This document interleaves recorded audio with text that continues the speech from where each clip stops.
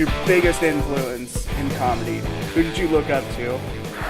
Like the person that like, not like a fad right now, like they really like were your guidance. As a younger kid or like now? Starting out, like in your younger years, when you would laugh at something, like who was it that was making you laugh?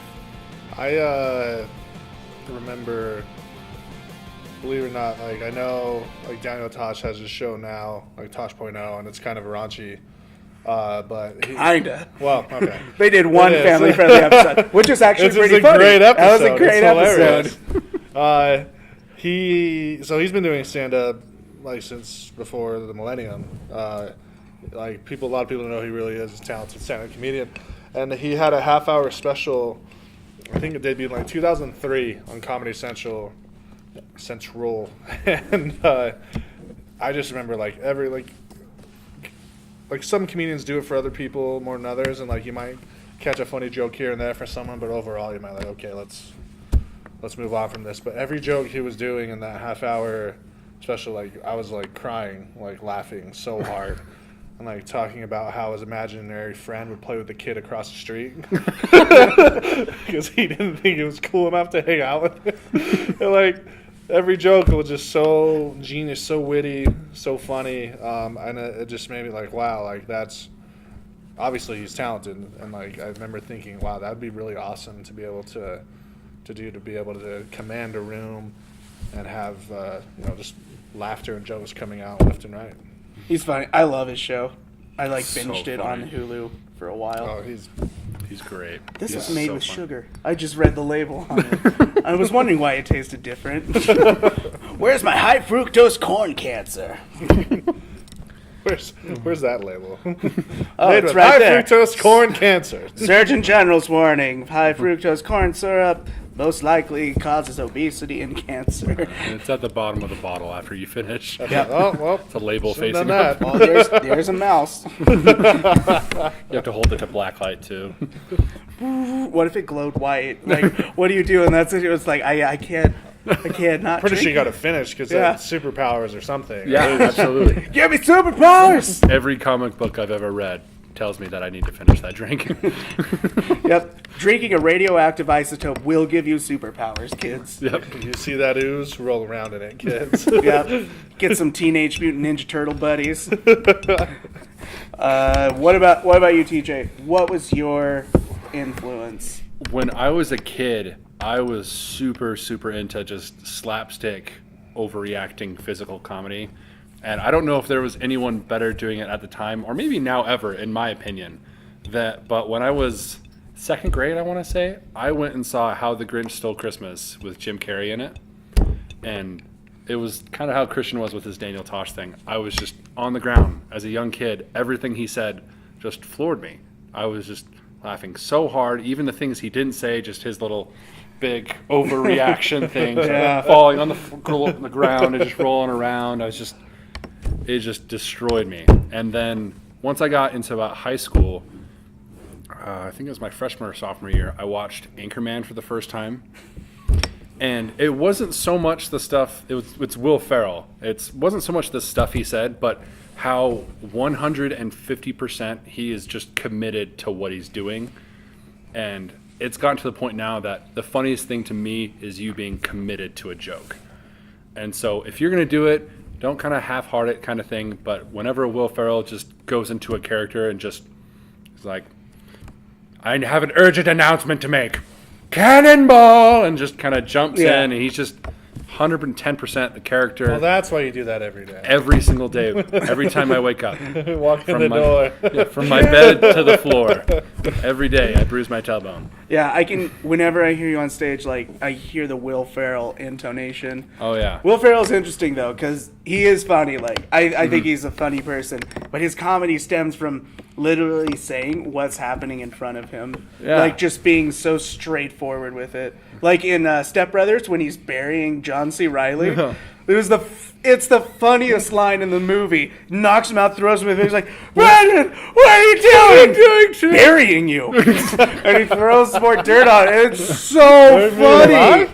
And he's so committed to it. He could just he could have just seen that line and just be like, "Oh, I'm burying you," and just kind of put it in. But no, he's sitting there going, and he's like, "I'm burying you," and just he's so committed that now whenever I'm on stage or even just telling jokes with friends, it has to be 100% committed to the joke.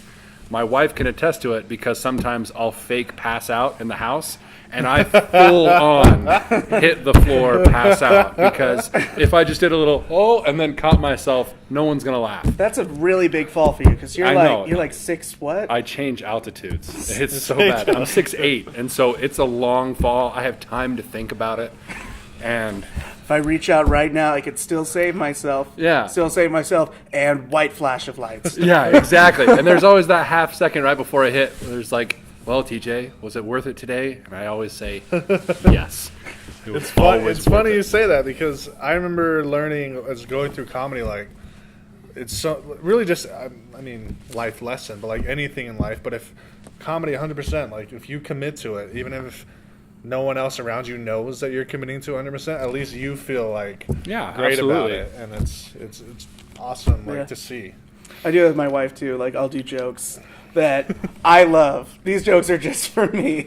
And she hates, she's like, "You're not funny." But she's still laughing while she's saying it. I'm like, "Yes, I am funny." And they're just, it's so stupid. It's like stupid high-pitched voices. My kids aren't going to be able to learn to talk right because we don't talk to each other in a normal voice. And we have 2 dogs who are like, "Oh, hello, you little hello, you little you all over the floor. You did all over the floor. Look at you shake your butt like that." Baby dog voice. Yeah, baby dog voice. I love my dogs. I was thinking about having a chart ranking my kids. And I put the dogs up there too, but the dogs will always be in 1 and 2, and the kids will be 3, 4, 5, and 6. Where they land, hold that line. One thing you said though, really, it kind of hit me. I think that's something that anyone who's like really funny has in common. You find yourself hilarious. I think if you don't laugh at yourself, then generally you're not a funny person.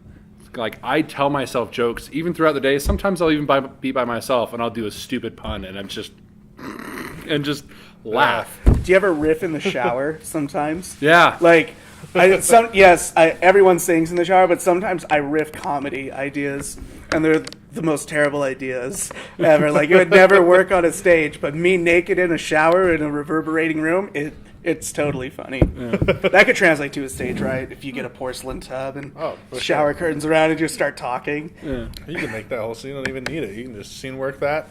We'd believe you. One of the things I do, I'm not sure if you guys do this, like I'll be driving to work and there'll be a song playing on my radio, but I change the words to whatever it is I'm doing. Like this morning I was listening to a classic, the I Miss You by Blink-182, and some guy cut me off and I was like, "Where are you? And why'd you do that? I hate you. Why'd you do that to me?" It's so true. It's all the time. I hate you, hate you. It's hard to, going back to like thinking you're funny, and like, I feel like a lot of it, we like the intention. We like the idea to be able to have the spotlight on us, to the ability to make people laugh. But you can't come across as like, yeah, I know I'm funny. Like it's such an interesting, such a fine dynamic. Yeah. Otherwise, you turn into TJ on stage. That's the worst. I'm the worst. I'm the worst. It's one of the like the profession. Like you don't do that. Like you don't call the bomb squad. You're like, I don't know if I'm good at this, but we'll see. Like you don't.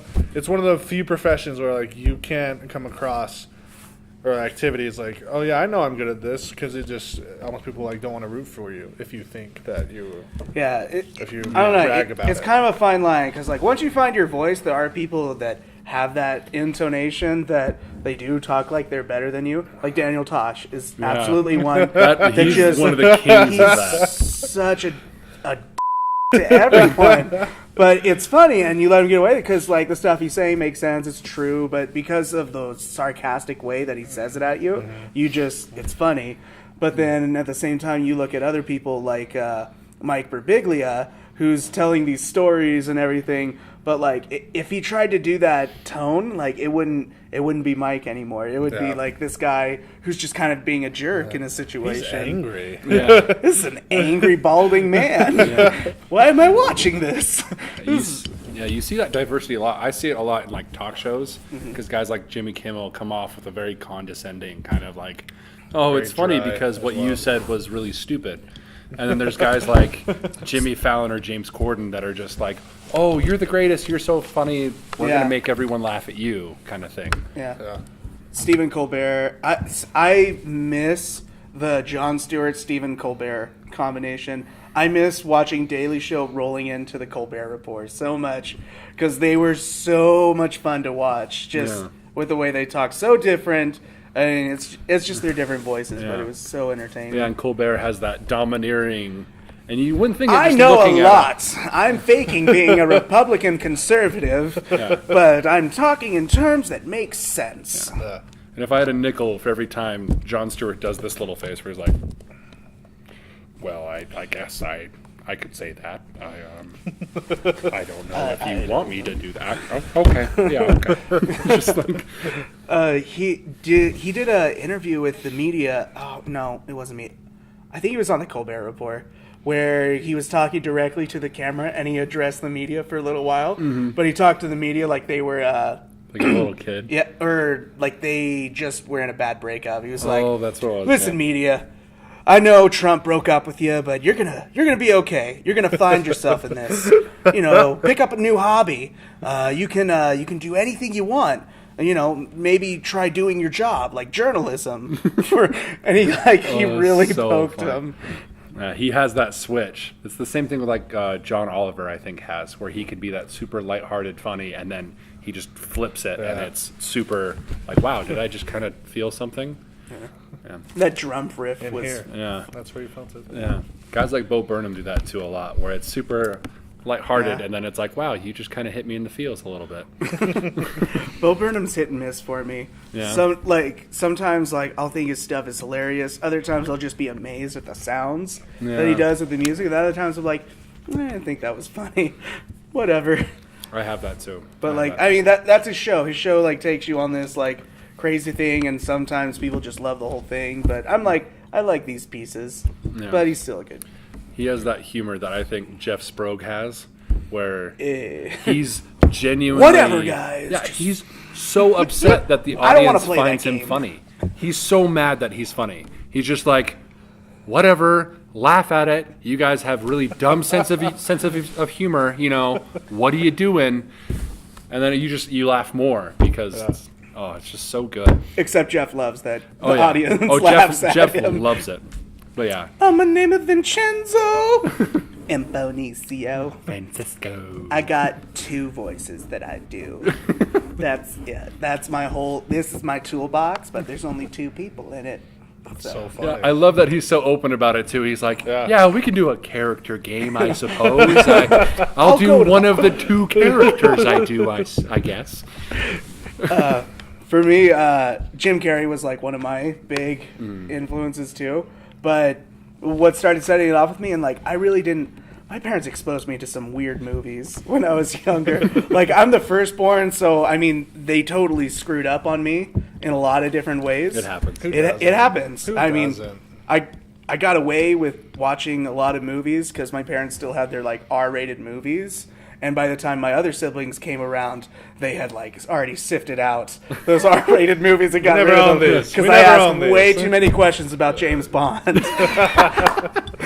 I'm like, Dad, why are we fast forwarding through this opening sequence? Oh, these we don't want to watch opening credits.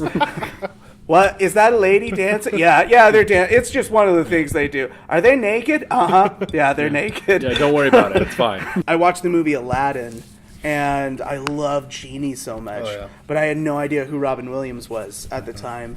And I heard that, and Genie was so awesome because I loved that he would have these scenes inside of himself and talk back and forth, and he was making these references in the movie that I didn't get at all. Like, they were way beyond me. And then I still laughed at it. Like, his Jack Nicholson impression that he did on there, like, I didn't know who Jack Nicholson was. It was just a funny old-looking guy with the gray hair and these glasses. And all right, Sparky, here's the deal. Yeah. And I'm like, oh, that's funny. Like, it's cool because he kept on changing. And, like, I didn't know what I wanted to be when I grew up. So I really liked the idea of acting because you could be whatever you wanted and you be it in a movie. But with Robin Williams, like, I watched him in Patch Adams when I was, like, 11. I absolutely did not understand everything in that movie. But I started loving Robin Williams so much in all the stuff that he did. He did a kid movie called Jack. Yeah. That was when, like, I really got to, like, watch him more. But, like, I just kept on getting super entertained. And then I watched him do a stand-up set. It was like Robin Williams live on Broadway. I think it was the first one he did.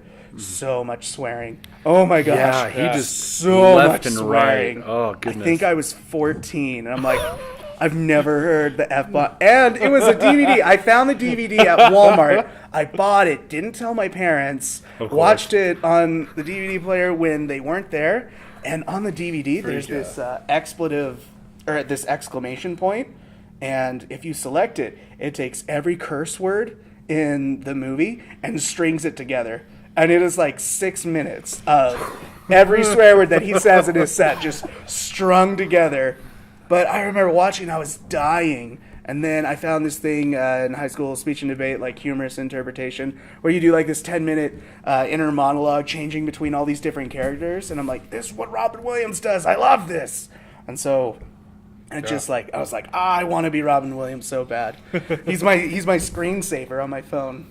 Oh, yeah? You guys have seen... Oh. I'm pretty sure I've seen that. Too soon, man. It's not too soon. I was devastated. Yeah. So, yeah, there. He's my screensaver. I like to think he's a lifesaver as well. He is a lifesaver. He died, though, when I was directing a theater camp up at BYUI. And it was like... Tuesday, I think it was Tuesday. It was like Tuesday, it happened, and I'm like, guys, that's not funny. That's not a funny joke. Because like, no, he's really dead. Like, they're showing me on their news feeds. I look it up. I'm just like, take 5. We're not talking today. Because under the age of 18, you never use your email. That's true. That makes sense. The only reason he had to sign into MSN Messenger. MSN Messenger. That was how I learned typing. Was that how you guys learned typing? No, I knew how to type by like first grade. I had like typing classes. Yeah. Well, no, I took a typing class too, but I was never fast until I got AOL Instant Messenger and MSN Instant Messenger. That was when I got super good at typing. Also had Mavis Beacon. She was great. Who's Mavis Beacon? It was this tall African-American bald lady who would teach you how to type. Interesting. A little like program with games and stuff. You guys ever had Mavis Beacon? No. I went to private school, so it's like, whatever. You're the worst. My school was private too, but they were just born again, praising Jesus. They were private about something. And we had a 6-foot Irish lady pastor who every Wednesday morning we would do our morning devotionals, and I didn't know what a devotional was. And Seminary is what it is. Yeah, that's what it seems like. But we go in there, and she's like, "Today, kids, we're going to learn about God." Doesn't that give you chills? Like it's like Sesame Street? Like what the It was absolutely like Sesame Street. She had this shocking white hair. God. It's the gasp that got me. Ever heard It's like of she's it? trying to instigate the ooh. Did you know God loves you? That was her How ex. special is that? Dude, that's a character. That's my character. I'm stealing That's a that character. from you. Character right there. Go ahead, I lived Sister it. McGillicuddy. No, Pastor Muriel. Pastor Muriel. That was her Shout real out. name. Fantastic. Shout out to her. Oh my gosh, I wonder if that's she's still amazing. alive. Because she was old when I was in school. She She's might be probably still watching alive. right Live now. in here. Am I right, Jared? Oh, she's alive in here.